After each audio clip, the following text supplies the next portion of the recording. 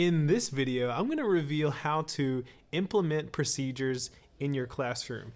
This is something I talked about in a previous video. If you want to watch that, link is down here in the description.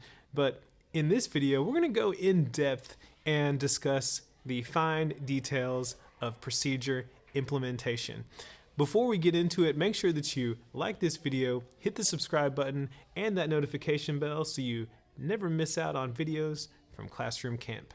There are 4 steps to implementing procedures, in my opinion, and those steps are communicate, model, practice, reinforce. The first step is communication. Essentially, you need to communicate your expectations for whatever procedure you want to implement to your students. It does help to have visual aids, so I like to use my smartboard or Promethean board or whiteboard to just display some ground rules or have those expectations listed and have students read through them so they know exactly what is expected during any given procedure. The second step is to model. So whatever procedure I'm looking to implement in my classroom, I need to walk students through by modeling and showing them what it looks like. For example, classroom entry is a big deal for me. I don't like students coming in my classroom acting wild, making animal noises, pushing and shoving each other, things like that. So I model what it should look like for students to come in the classroom. I pretend that I'm a student. Sometimes I do, a little comic bits, I guess you could say, to get students engaged. I'll grab a student's backpack, walk outside the classroom, and come in demonstrating all the behaviors that I want students to follow. To make the modeling more effective, I sometimes ask students to volunteer to model the procedure. So I'll have one group of students model what the procedure should not look like, and then I'll have a group of students that models what the procedure should look like. This is just another way to get students engaged and make sure that you go into the fine details of how this procedure should look.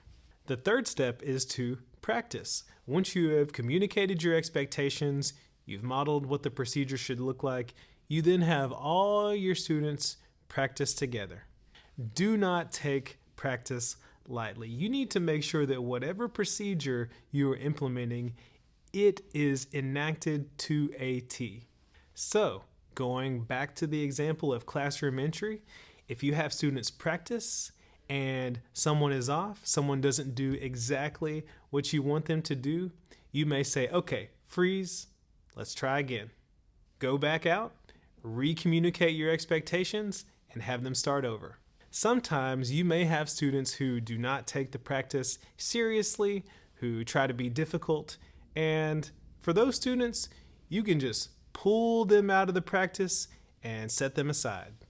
It's up to you to decide what to do with those challenging students, but often I will call home and let them know the exact nature of that student's behavior, or I'll send a letter home, or in worst case scenarios, I will write a referral and document the issue.